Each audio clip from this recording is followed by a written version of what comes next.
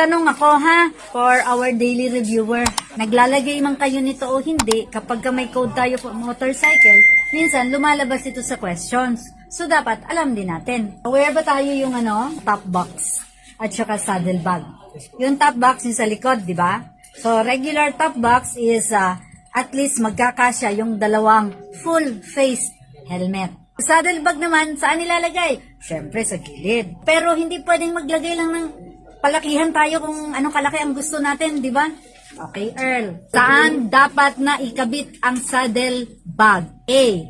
Higit na mataas na hindi lalampas sa 10 cm sa upuan ng motorsiklo. Letter B. Higit na mataas sa upuan ng motorsiklo. Or letter C.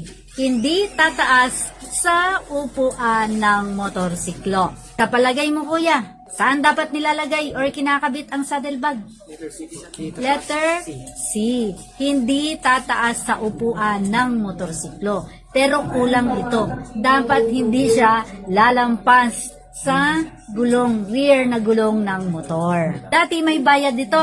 Pag may top box ka, plus 100. Pag may saddle bags ka, 100, 100. So lahat yan, 300. Pero since last year, naglabas ng memo si ASEC na kanilaw. Ay inaalis na ang dagdag na rehistro para sa mga saddle bags at mga top boxes.